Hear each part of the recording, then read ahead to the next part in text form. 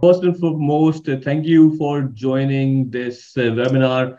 As promised, with our SCMDOJO community, where we will bring experts, leaders for our community to share knowledge. And this is what we want to do, to share as much knowledge as possible, as much forward-looking knowledge as possible. So we want to help people and so they can grow in their jobs and they're basically in their career, right? So I'm going to put people on mute. I'm sorry for that. So with that, I come across Sheldon I thought 1 year ago, actually. We had a chat, I think, during COVID days, and entrepreneur to entrepreneur, what's happening. And then we tried to do a course, and we couldn't find a time, either of us, to do a course. But the good thing of those 3-4 meetings was that we did manage to come across a good, let's call it, agenda for this. So this course didn't happen, but at least the discussion will happen, which will be happening today, right? So with that said, we're gonna talk about. I'm going to give a chance for Steve Sheldon to explain himself. So we're gonna talk about today SRM. What is the classical issue with the SRM? Introduction to the structured SRM, which is a new concept for you guys, and Sheldon can explain that to us. And then we're gonna talk about 4 pillars of the structured SRM. Again, that is a very unique proposition for the Suppeco guys. They are building that part. And how do you measure the success of SRM? It's very qualitative, very fluffy kind of topic, right? And again, they are using a lot of AIs. And again, Sheldon, if we have a time, Sheldon can explain and show us the little demo of, because of course he cannot cover in that hour. So he can show us what he can. And then I would say, I think this whole thing gonna last, let's call it for 30 minutes. So right about time, right, let's call it, by Dubai time is 5:07 p.m. So 7:35, we're gonna finish this discussion, and then I'm going to open to discussion. So the best way you want to get heard is you write your question in the chat box. So you write your question in the chat box, then I'm going to read the question and I'm gonna invite you, or you raise your hand. So write on the chat first thing, or raise your hands, and I'm gonna unmute you and you can ask question. With that said, Mr. Sheldon, over to you, sir. I know you are a super CEO for 5 years, but tell us how you get into this game and why Suppeco. Tell us the background about you and Suppeco. Certainly. Thanks for having me, and I welcome everybody. How did I get into it? 25 plus years working in the industry, really, in supply management, working for organizations, mostly enterprise size companies that were going through divestment or merger and acquisition or supplier management transformation programs. And these are all generally global or national companies. And my kind of main focus was always helping these organizations to drive maximum value out of the relationship space. So taking them away from their previous focus of looking at their contracts and focusing in on those as category managed approaches and saying, hey, there's so much more we can do here. And I wasn't the only one that was saying it back at the time. SRM has been around, since for many, many years. In fact, we're just about to put another paper out that explains the history of SRM. But the SRM, the traditional SRM, was always very unstructured, very behavior-led, very long-winded, spreadsheets, PowerPoints, formulas. It was the most unscalable thing you could hope to imagine. And I spent a lot of those years working with spreadsheets and PowerPoints with these companies, trying to create objective measurability out of behavior-led performance. So that in itself was a real thing. And a lot of the companies that I used to work for, such as Lloyd's and Fujitsu Services and T-Systems and a few other companies. So this is really, really good. And subsequently adopted these kind of spreadsheets, as they were at the time. There was no tech, into their kind of supplier connect toolkits. In the case of Fujitsu Services, for example. And long story short, clearly there's a market for driving relationship-driven value. I mean, we've all seen the Gartner slide. The hockey stick from relationship management versus this hemorrhaging value line from doing nothing but letting a contract. And you let the contract, hemorrhages value all the way down 5 years, and then you go through the exercise again. And then there's the line that runs through the middle. This is contract management, which is where you start, where you track your de facto 10 to 15% pre-negotiated margin. And then you got the hockey stick, bang, upward of 25% over term, additional value hidden, because it's contained within the relationship space. And the relationship, this is where what we would say now is where all the collaboration lives. It's the collaboration and the innovation and the shared R&D, thought leadership, et cetera, all that really great stuff that is totally relationship predicated, driven. Poor relationship, none of that happens. So that's what I did for a very long time. And as I said, it got some really good headlines. And I thought, you know what, we're going to develop this. We're going to create something that is repeatable, that is scalable, that takes away that pain and focuses on that area. And so that's the history, the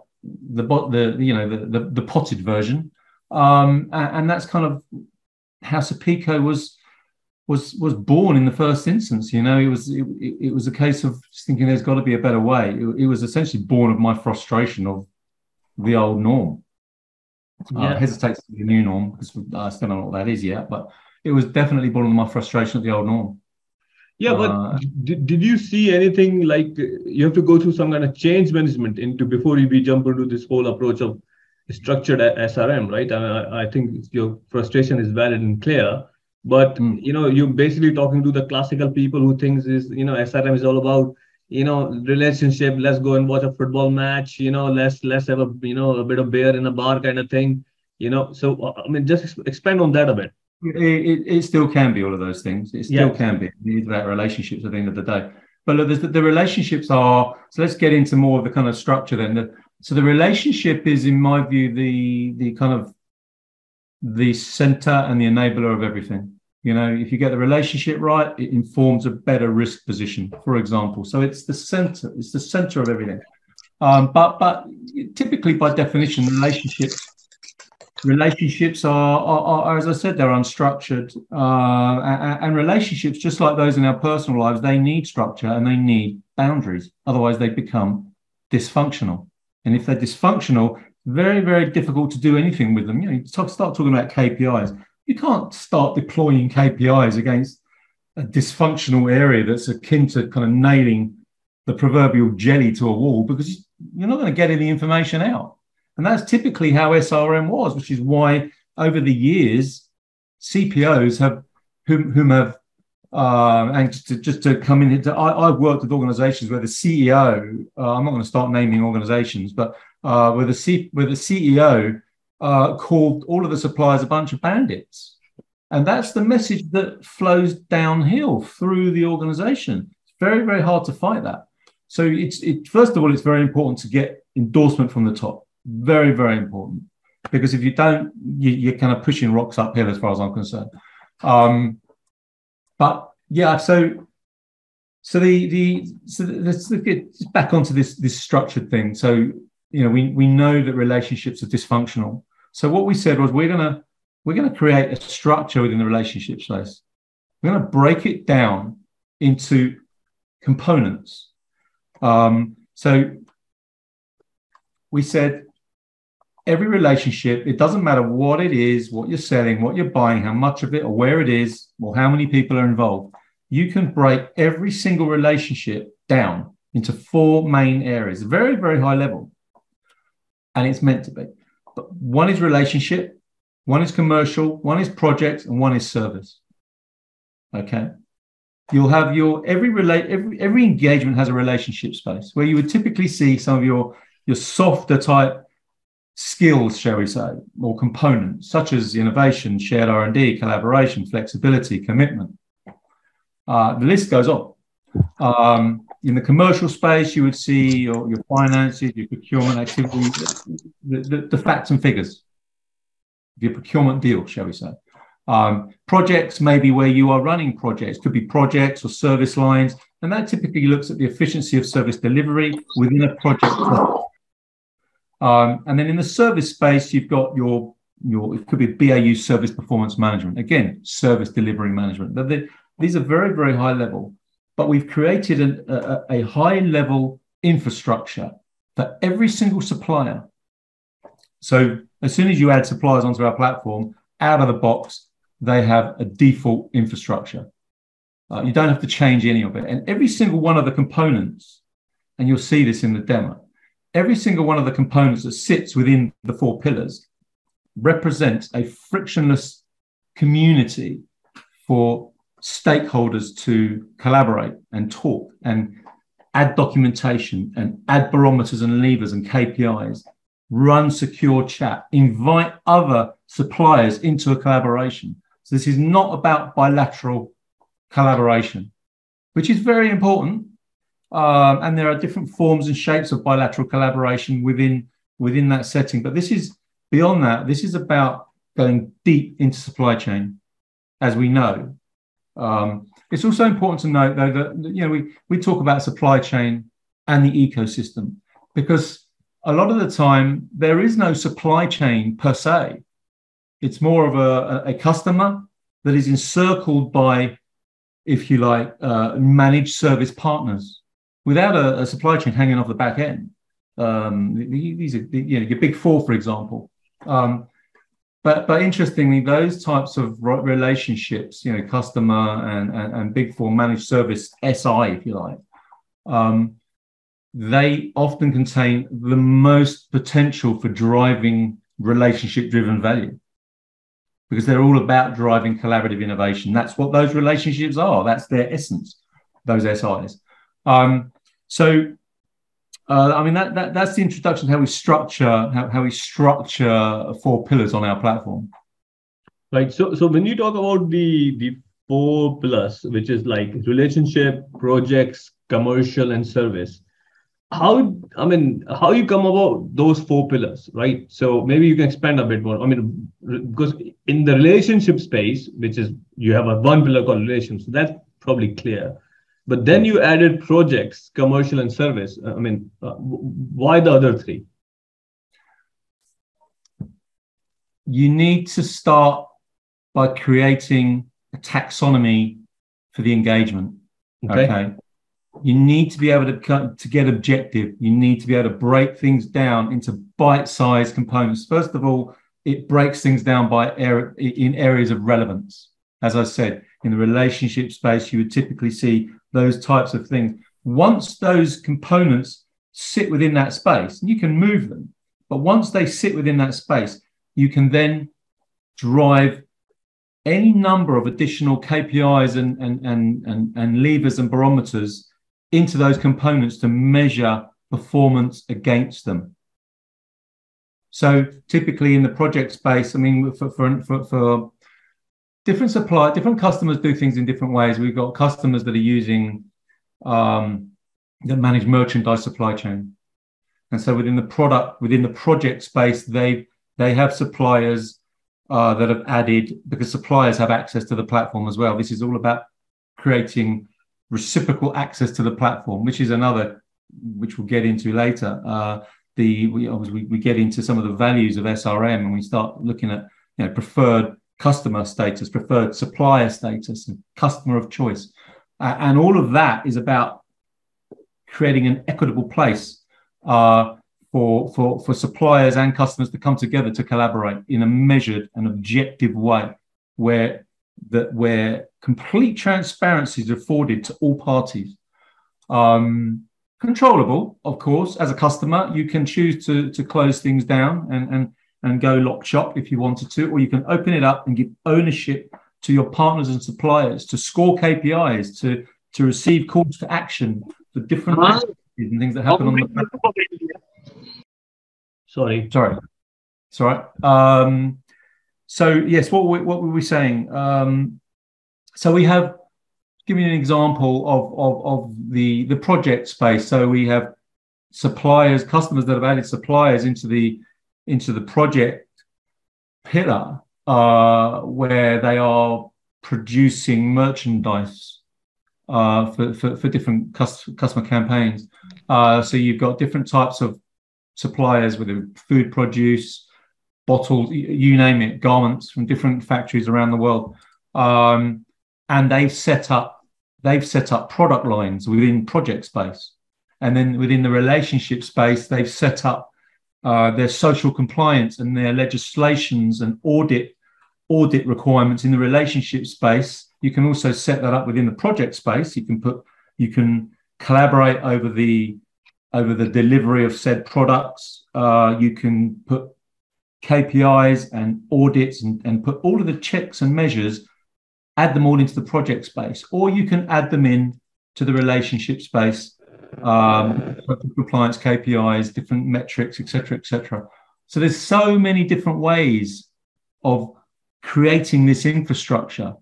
So I just explained, I just described a merchandise supply chain, but then we have other customers that have added electronics and manufacturing suppliers onto the platform. And so they are doubling down on on the service pillar in order to drive quality of deliverables, etc., etc. But they're also looking. They've had some fantastic results. I'm thinking of one in particular where they drove. The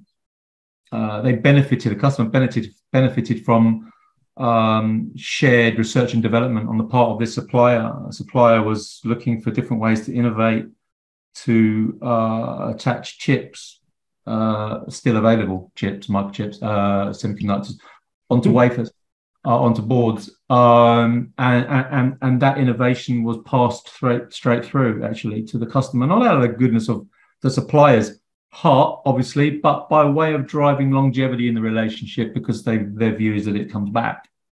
Cool. I mean, that's actually BAE Systems, which is one of our customers, and their reason, their raison d'etre for using the platform was to become their supplier's customer of choice. So it's very much a part of what they wanted to do. Yeah. And it's been successful for them. Very good. I like this word, being a customer of choice for a supplier, because generally you think, you're a customer and supplier, do what you said, which is not the true anymore. So with that said, we move to the second last part of the, let's call it agenda point, which is how you measure the SRM, given the fact it's kind of qualitative, as you have explained so far. Well, it doesn't have to be qualitative. It can be quantitative as well. So there is a very, just on that very, very quickly, before I dive into the answer, there's a very comprehensive, I'd say, best of breed KPI creation suite and database, which is always updated. In fact, customers update it themselves and they add libraries of different types of KPIs onto the platform. But there's a very comprehensive KPI creation suite, which gives you the opportunity to create any type of KPI that you want, whether it's qualitative or quantitative, different types of KPI. And it also then takes over. The platform features very heavily automated workflows. So it's interesting. You talk about value. So one of the statements that's often made about platforms that create lots of data is that they sit there in the corner waiting for people to use them, and people are very, very busy, and they're only as good as the data on them. So you've got to take the ROI statement and halve it. So we said, well, and I get that. You get that, because clearly, if it's just going to sit there looking nice and pretty, but no one's using it, then I totally get it. So we said, right, we're not going to be a passive platform. We are going to double down on automated workflows. So we are going to check the progress and status of every single project and program and KPI on our platform. And we are going on a weekly basis, we're going to push calls to action out to the ecosystem, out to our customers, to our teams within our suppliers, to the ecosystems, the supplier ecosystems, no matter where they are, to their inboxes on a Monday morning.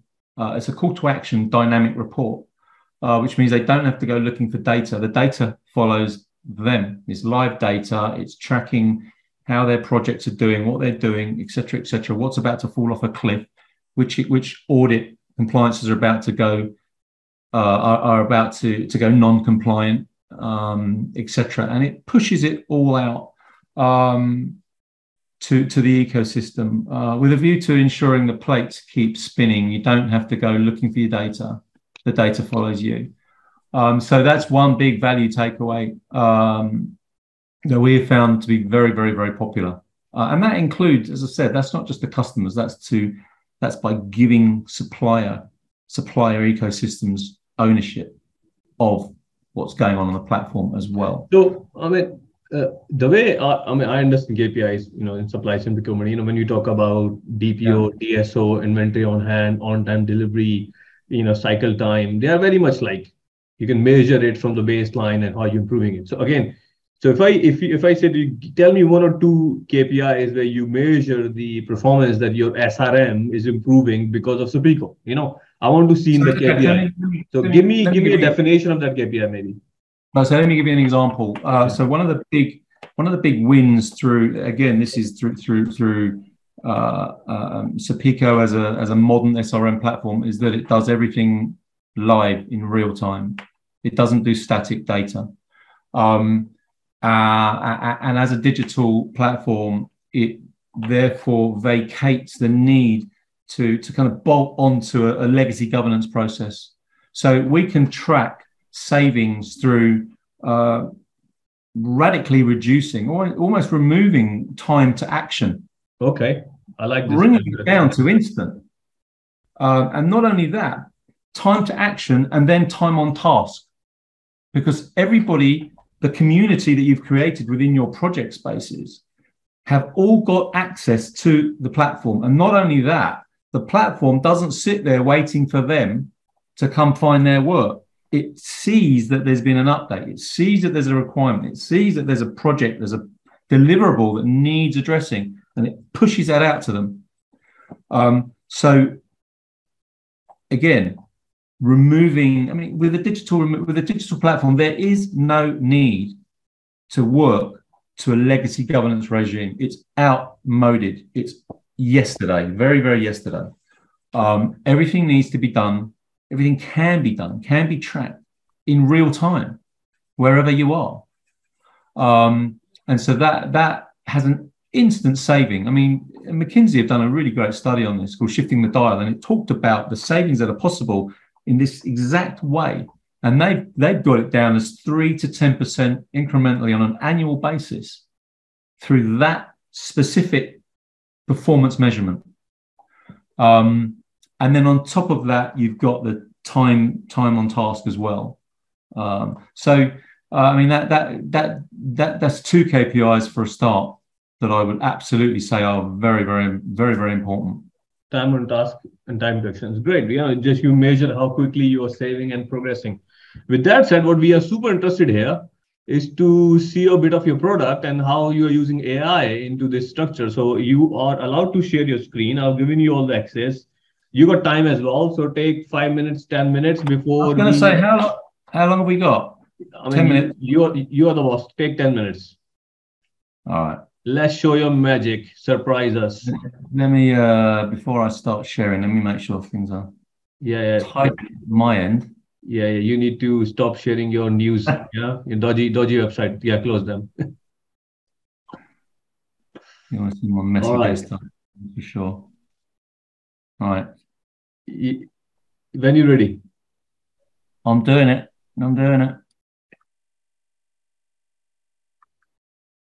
Can you see that? Yes, we can see Suppeco, white and blue with some pink. Nicely said. Yeah, very nice.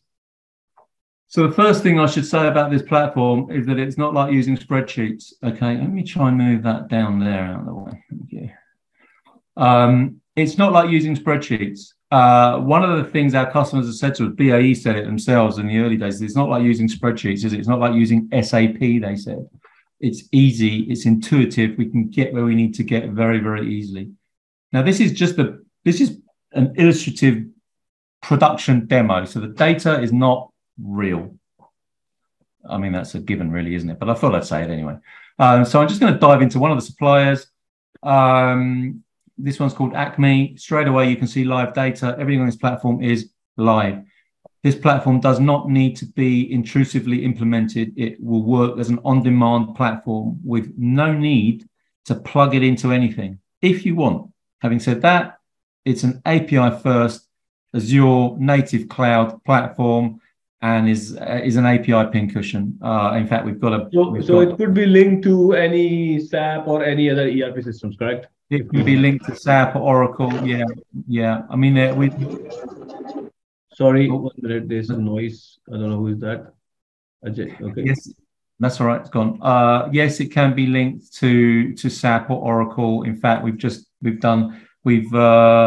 got a number of, we've got an orbit, as Dr. 𝐦𝐤𝐤𝐬 says, in fact, I coined her expression actually, to create an orbit of partnerships, which is exactly what we've done with the likes of MarketDojo and Craft, etc., and a number of others in order to integrate and aggregate as well, so that we're not kind of swivel chairing all the time to different platforms and screens. But this is a standalone version that you're looking at. So straight away, you can see data. I'm going to show you 4 pillars. Okay, so out of the box, I'm just going to dive into another supplier. Out of the box, 4 pillars looks like that. Nice. Very, very tidy. Relationship, commercial, projects, and service. These are live. There's no, so what these actually are, each one of these represents, as you'll see in a minute, a frictionless environment to collaborate and drive activity, whatever that happens, whether it be an innovation project or an ESG endeavor or whatever it happens to be. It doesn't matter. You can add as many as you want very easily here. You just give it a name, select where you want it to go, drop it in. You can activate them seasonally or monthly or whatever. Again, there are different ways of running 4 pillars. You can automate a lot of the production of this. But let me just show you one that's got more activity in it. So I'm going to dive into another supplier straight into here. This is back to Acme, and you can see one that's got a lot more activity running in it. And some of these are live, some of them have been deactivated. And let me show you. So if you just take a quick clock of a quick, clocking of what you can see down these sort of lists here. The green ones are live, the other ones have been deactivated. And if I click in to reciprocal assessment, you'll see the 4 pillars again. And you can see here all of the live subcategories. And this is a summary view of what's happening within each of the 4 pillars. Now, this isn't an end-to-end demo, and I am conscious that this is going to raise a lot more questions than it is answers. Okay, so we haven't gone from the beginning. I wanted to show you 4 pillars, but let me just show you. So I'm going to one down here, for example, visibility region 3 social conditions. You can see that there's been some commentary added. Given a problematic approach, high-level manual score, which you'll see in a minute, and this is system generated. This shows you that there are 3 KPIs running within this project and that they are all up to date. That doesn't mean that they score green. That means that they are all up to date. There are 2 running here and they are not all up to date. And you can see the system. This shows that it was actually updated today. So if I click into one of those, click into that, you can see that there is... you can see from here that this is the project called Visibility Region 3 Social Conditions. There are a number of KPIs that are running. KPI performance, you can see from here as well. So these are all, this is all within the project space. You can see that there are KPIs that are running. There is a collaboration taking place between Jim Johnson, who is the relationship manager for the customer. I can tell that from the color of his blob. Andrew Carpetman's he's a map stakeholder from the customer, and Sally Proton is a global admin. Again, I can see from the color of her name tag. So this collaboration is taking place within the project. If I wanted to reach out, I can reach out and speak to Jim separately. If I want to change the notifications, I can do so very, very easily. If you look here, you can see that this is the customer. That's SK, the customer. If I scroll down the list, you can see very easily that there are a whole bunch of different customers here, different suppliers. Now, these are all suppliers on our platform, and you can see that some of this denotes where people have been mapped. Without going into too much detail on mapping, you'll be aware that every customer and supplier is very likely to have a bilateral contract between them.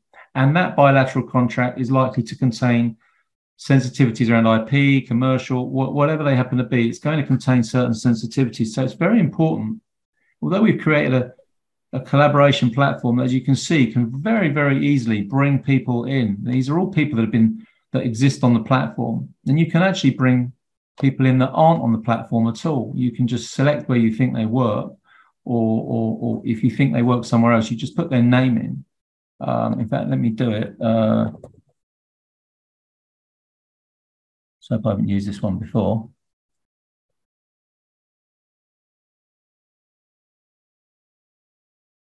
I haven't.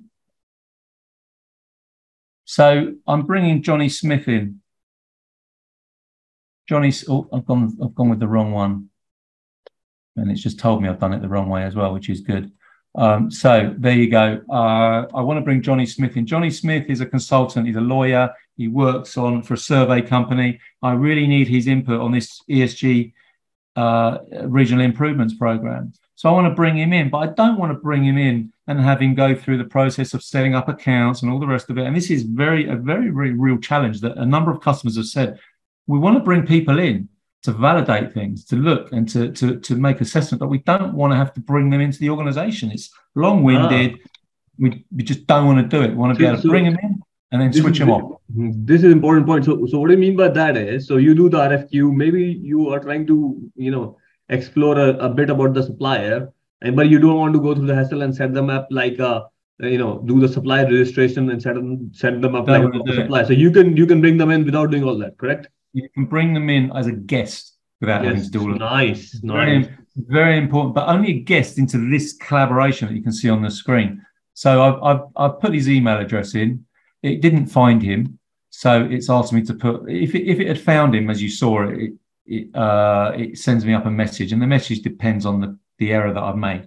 But it's told me that it's now done a search. You can't find Johnny, so it's asking me to select where I think Johnny works. Now, Johnny works for another company, which we're going to call, I don't know, ESG, spelt wrong, ESG reports. And I'm going to add him in. So Johnny is now down here. But as you can see, he's not been mapped to any other areas of the relationship. He is purely a guest. Now, if I want Johnny to be included, I'll just click that and I click submit. So Johnny is now going to receive an invite into this collaboration, select the password, etc., etc. Now, we work with single sign-on as well, obviously, as your AD, but not for guests. Because the whole point is to get him in, get him out fast, unless we want to bring him in afterward. But he will now see the conversation that's taking place. He's got access to the documentation that's been added. It could be KPI reports. It could be it could be site images, for example. So I referred earlier to the work we do with one of our customers around merchandise and social compliance. And one of those requirements is to actually add factory working conditions in response to a SMETA report, for example, where we need to show. I'll give you an example. It could be a chemical factory where you need to be able to show eye wash facilities, which then needs to be validated, and that gives rise to the external validation, because traceability needs to be validated by an external auditor, and that's another example of having to bring of wanting to bring an external party in exactly as I've just shown you, because that is, trust is great, but proof is a lot better, right? So that's the whole point of bringing these people in as well. So that's a collaboration in practice. So there are many ways of looking at the data as well, depending on where you are and who you are. TCO, CS flexibility. Yeah, excellent. So how long it takes for someone to get up and running with this, like get good at it? Half an hour. Really? No. All right. So you can start this off with one person adding. So that's the other thing. I mean, we're not going to have time to go through all of the. There's a ton of stuff on there, including the stuff we do with AI and the stuff that we've got coming up with AI. Suffice to say, I want to just address something on the AI because it's really important. Yes, please. Yeah. So we use AI in a number of ways. Let me just go back into here, pick a different one, go back into this one. So we create a lot of unstructured data. Okay, so all of this stuff up here and all of this chat here, and by the way, all of this here, so the complete history of a project that you can see here as well, and this just runs on and on and on. But let's just go back into the detail for a second. All of that data that you're looking at, all of that content, that is unstructured data. It's free-form text. Mm-hmm. All of this documentation, this is data. Okay, so the days of adding documents onto this isn't like a scanned PDF that's just a scanned paper document. This documentation, including the documentation down here, obviously shared documents, this is all data, and we take that data and we analyze it. Okay, so we did an exercise with a pharmaceutical customer, and they were looking at the data on the platform, and they're all, you know, they're things about driving partner relationships. And they saw all of this data and they said, well, wouldn't it be good if we could read between the lines? We want to understand what our partners are saying, but we want to kind of read between the lines of what we want to understand their propensity to risk, or their propensity to, you know, it could be to taking risk, or to a certain type of culture.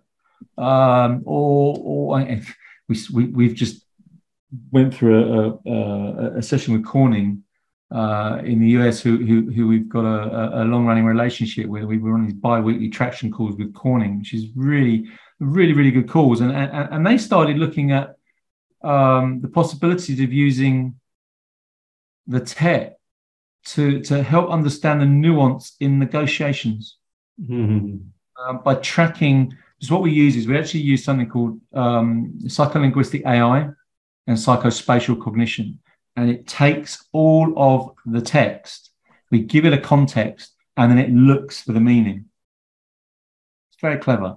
Very clever. We're actually, there's a very big unveil coming out on that very soon. Cool. So just how long have I got? I think you overtimed that. So we just need to open for the question, because the whole point of the webinar is that the participant and the community members, they ask their questions to you. I'll come off share. If you come on, please, if you do that, that would be great. So opening for questions, ideally the person who is asking question, open the mic and the camera. Let's start. We got 5, 6, 7 questions, pretty good ones actually. So we start with Matthias, because he came first. Matthias, fire away, please.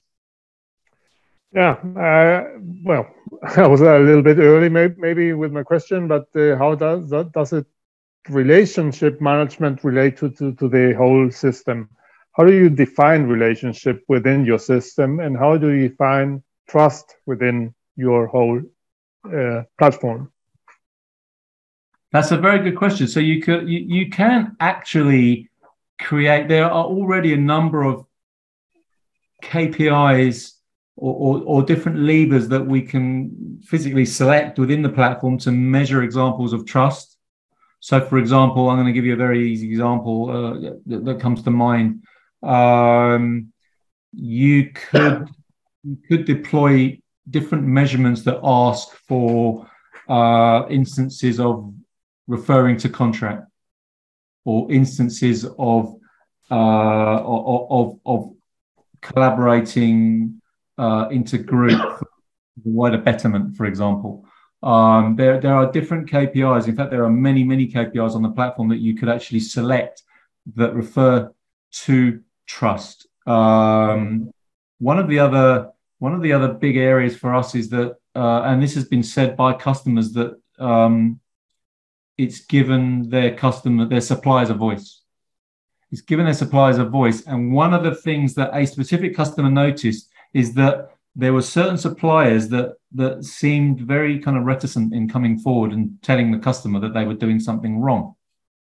Which you can understand. But they wanted to get away from that. They wanted to be told where they wanted to be critiqued, constructively, of course. And this provided the the platform to do so, by not only providing KPIs and showing, you know, a green or a red or a score or whatever it is for a KPI, but understanding the how. They wanted to understand the why and the how, and this gave them the platform within the reciprocal assessment projects that you just saw. That gave them the opportunity to really dig by giving their suppliers ownership of a lot of the deliverables and requirements, or ownership of a lot of the deliverables on the platform, and being pushed to task to complete them as well. Because if the suppliers want to take ownership, then they are going to be included in some of those calls to action, and the platform will push them on that as well. But it's being included, which has been termed, I think, the value derived access was the way I was explained by a supplier on the platform, that they get value derived access on the platform themselves into the customer supplier relationship, and that in itself is about driving trust. Yeah. So now, thank you, Sheldon. Now we have a couple of small questions from Hira Sayed. Hi everyone. Yeah, Hi. I just want to ask, when we talk, because we go for simple purchasing, right? There we also talk about the suppliers. But when you talk about the supplier relationship management, so is it considered with the strategic relationship? Are the relationships considered strategic, did you say? Yeah. So I think, let me rephrase the question if I understand correctly. See, most of this procurement or purchasing relationship is transactional, right? So when we talk about SRM, that means it's generally a strategic part of the relationship, or there's anything transactional in there as well, right, Hira? Yeah. Thanks. I don't think it needs to be strategic. I think you're going to find a situation where you've got the bigger spend are going to be your more managed service type strategic relationships, and then you've got the tail spend, etc. And a lot of the really strategic, license only relationship or license only engagements, highly transactional. You could question whether you'd want to add them to the platform. But this is by no means you could and customers do, they run the whole A to Z of SRM, of supplier relationship management, for certain suppliers, and then they have others where they literally have them on the platform, but they could have a category of supplier on the platform, and they run one KPI across all three or all four or all five of them, just to compare across the suppliers at a category level. So the KPI against that supplier on its own may be a tactical measurement, but by the time you add those KPIs together across channel, it becomes a strategic evaluation. Yeah. Thank you. Okay. So we have a next raised hand from Marina. Hello, Marina. Our super expert is here as well. Thank you for joining. Long time no see. Hello. Yes. Hello, Muddassir. Hello, everybody. Thank you, Sheldon, for your presentation. I want to continue the question of Hira and clarify about strategical part or strategical approach in your platform or in your instrument. So I didn't see the instrument how we can connect or interconnect KPIs with strategy, or another part of the question, are there any places or instruments to build the strategy and then control how we follow the KPIs? Can we fulfill the strategy goals, yes, to monitor how we go through the strategy, implemented or not implemented. So what can you tell about this? Thank you very much. Yeah, yes is the answer, emphatically. So there is there are different ways of measuring performance and status on the platform. Obviously, we're referring to KPIs here. There is a KPI creation suite. There are different ways, and I'm sorry we didn't get time to look at those. We can always set up separate tours of the platform. They can very, very easily be arranged. But yes, there are KPIs that can be selected to measure different aspects of the relationship, different aspects of the strategic alignment. Whether it be, for example, you may decide to focus on 2022 strategic alignment, for example. Does a relationship remain strategic? What keeps it strategic? Is it strategic next year? Is it going to be strategic next year? What are the overall objectives of the relationship? So there are ways that you can measure those indicators. There is also an account plan where you start to set overall objectives for a relationship. So, for example, for running quarterly QBRs, so you could set the QBR, you could set the status, you can bring in the agenda for the QBR, you can bring it all into the platform. You can set a number of separate objectives for QBR, or you can run as many other KPIs. There's so many different ways of doing it on the platform. But yes, it absolutely includes all of the capability to set up strategic relationships and manage them on a quarterly, 90-day looking back radar, 90-day looking forward radar basis. Which in my view, you set a QBR up, you essentially, at the beginning of the year for QBR, you may want to set your yearly objectives. And then from then on, you set your 90-day rolling QBR, where you have certain KPIs in place to monitor your quarterly attainment of your annual objectives, because the annual objectives need to break down into incremental wins, don't they? It's not, you don't just come back to them at the end of 12 months, say, right, have we done it? You need these quarterly board reviews to constantly check and look how the work is going in order to meet your annual objectives. So you can do all of that on the platform as well. Sorry, it's a slightly long-winded answer. Thank you. Thank you. Very good. Thank you. Jacob, you still have your question on where are the KPIs? Are you happy with that? Jacob?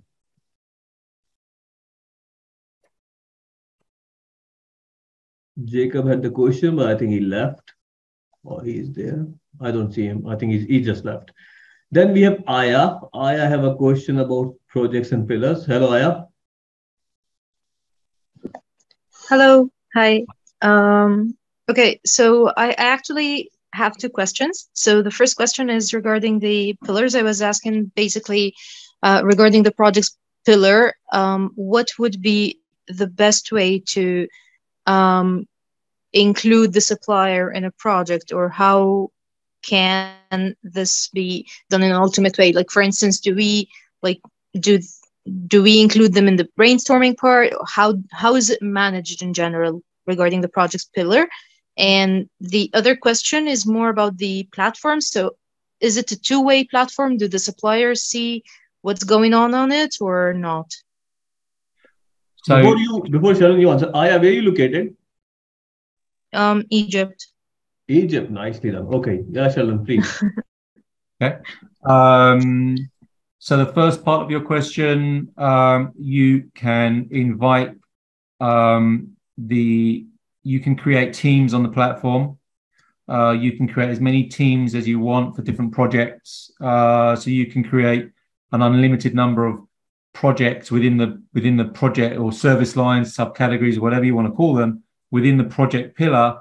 And each one of those could be a different people, a different teams of people, different metrics, different documentation, etc., etc. So you can create any particulars that you want within each project, and then you can invite different people in accordingly. You can also control the level of visibility and contribution rights, if you like, as you like, within every single one of those as well. So if you want to invite suppliers in to take ownership of activity and to collaborate and to score KPIs, etc., you can do that. So there's a lot of configurability in the way you can set that up. Does that answer your question? Yes, I think so. Yeah, thank you. Cool. Right. Then Miguel Silva was asking, can you send us demo? I think the demo which you have seen partly is recorded. It will be available on the SCMDOJO channel. It will be available, and as kindly offered by Sheldon, that if you want a more detailed demo, just drop him a message on LinkedIn or in the email. He was copied in the email which I sent out, or I can provide his email and you can have the detailed demo. Okay, Miguel, any more questions apart from demo? I take no question. So we have just on just to make sure I was very clear on the visibility thing as well. So everything that, because I'm aware that we didn't get into reports and all that kind of stuff, but it's set out as an equitable platform to give the ecosystem visibility of cadence, everything that's going on in the relationship, the speed of so that those meter scores that you saw when we first logged in, you saw those 3 meter scores. They are showing you the live cadence of the relationship. So that goes up and down depending on who's logging in and where they are, and you can kind of dig into the detail to see where people are live, where they're active, what they're doing, etc., etc. And suppliers can do that as well. But as I said, you can really open it up in terms of reports, or you can close it down depending on, as a customer, because the customers are the ones that are licensed at the end of the day. And so they can control how open they want the platform to be. Okay. I just that, sorry. Sounds pretty cool. Matthias has come back with one more question. Matthias, fire away. Yeah, the commercial pillar, does it include pricing, payment terms, all that stuff? Yeah. It does. It includes pricing, payment terms, every connotation of pricing. There is also we didn't look at the stakeholder mapping, which is very, very, very important. Big area is the stakeholder mapping, because that controls the flow of data. Because you've got so many people on the platform from different places, you want to be able to control where that data goes, whether it's commercial data, commercial, financial, or relationship, or different nature of information across the entire engagement. You need to be able to control the flow of that data. So stakeholder mapping is a big area, and so is spend management, which we didn't look at. So that's where you can manually put data in, spend data, whether it be spend data, periodic data, or project data. You can do it on a service basis, on a project spend data, basis, regional spend basis, etc. You can break it down. It's set out so that you can either do it manually or you can ingest the data. So with all of these things, you can ingest the spend data through an ERP, through another system, and the same for adding suppliers. You can add them one by one if you wanted, or you can have the system ingest the data. Now that doesn't even need an API. That can be done with a CSV. So you can just populate a formatted CSV, and all of your directory of suppliers and your teams will be updated to the platform as well. So as I said, it's meant the version that we looked at is a standalone version, but it's fully integratable. Okay. And does the algorithm do any kind of analytics in terms of pricing, so that it would pick, for instance, the top 3 offerings? So it's not a sourcing tool. Okay. Not a sourcing tool. All right.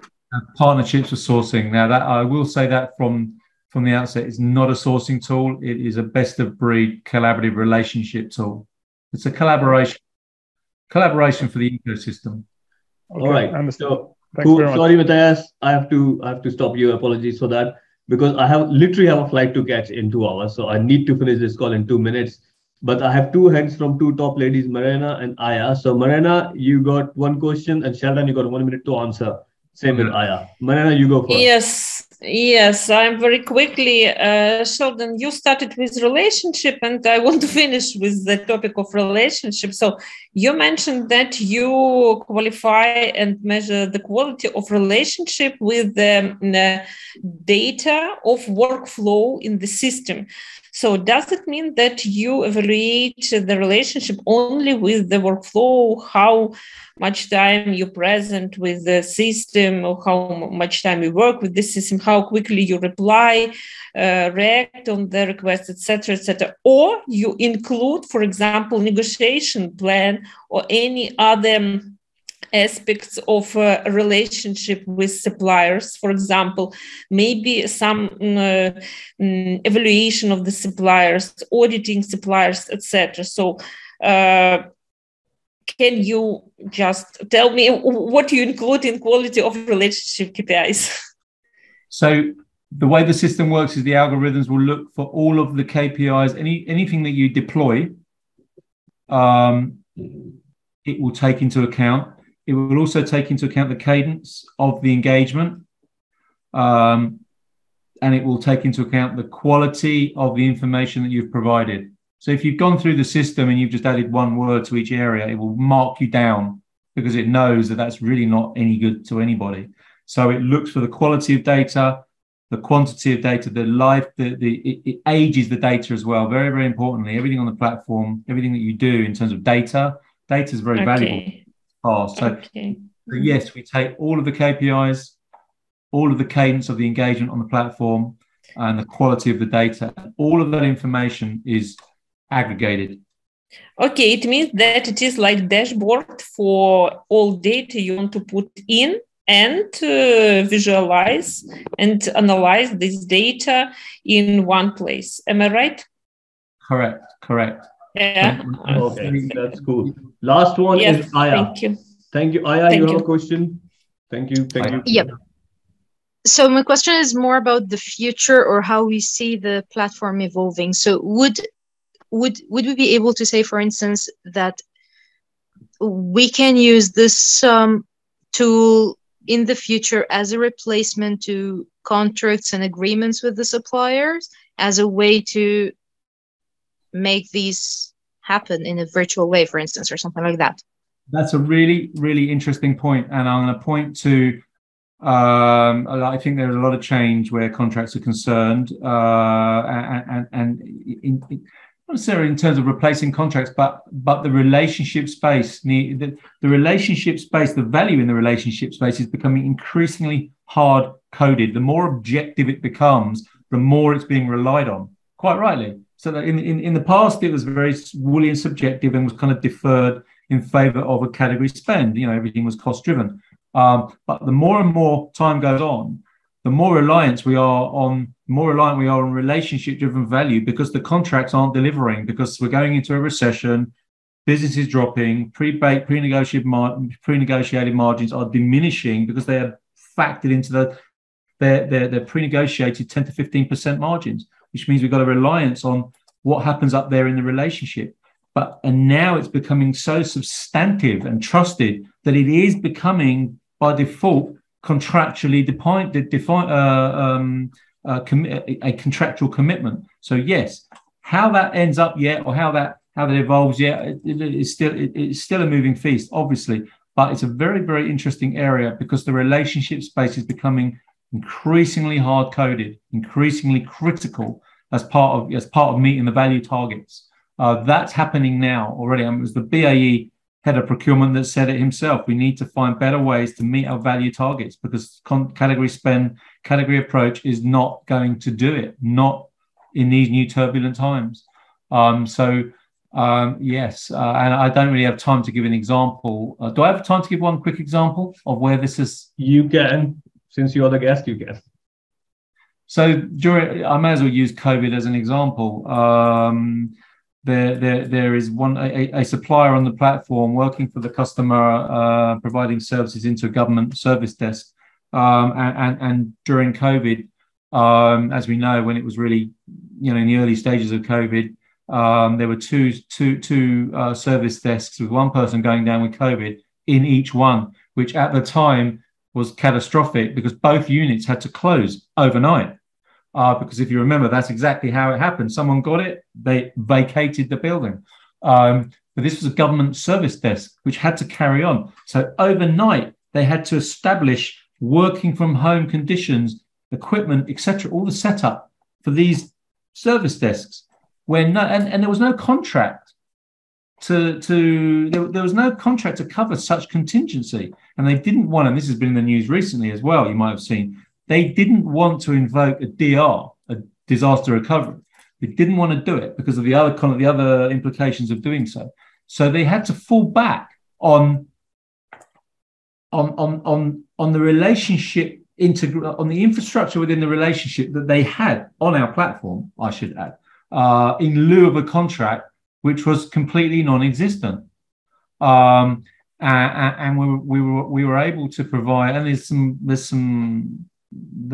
stuff on the website that talks about this, but they were able to provide the kind of the swim lanes necessary to keep things moving whilst arrangements were being made and service was able to continue. So yeah, contracts without contracts and contracts that are derived from the relationship itself is an interesting area, very, very interesting area. All right. Thank you very, very much. First of all, thank you very much for all the participants. I think some hardcore questions have been thrown into. I'm not sure Sheldon was ready for that, but I think it was a pretty fast bowling action. So thank you for the participation. It is recorded. It will be available on our YouTube new playlist we are starting, which is, we're going to call it SCMDOJO Experts. It's going to go live, so you can watch it later if anybody has not watched. I think we have one more webinar coming in, expert webinar, in the 16th of August, and that will be more about the career challenges and what's happening, what are the ground realities of the supply chain career. Again, I will send out the invite, and that will be between me, 𝐼𝐸, and 𝐻𝐸𝐸, and we will keep you posted. So with that, Sheldon, fantastic. Thank you very much for sharing this new stuff, technology. Yeah, and I think if anybody wants to reach out to me directly, do so. Be a pleasure to chat. You can also look at another 3-minute intro video on our website that will give you a bottled version of everything that the platform does in services. But yeah, thank you. And I always like to promote good people, good products, and definitely I think Suppeco is definitely a good product, and Sheldon is definitely a good person, right? So share the love of Sheldon and Suppeco, and hopefully we wish you all the success, right? And then hopefully it go bigger and better, and then we're here to help you. Thank you very much, guys. I really need to go to the airport. Take care. Good day. Bye. Safe flight.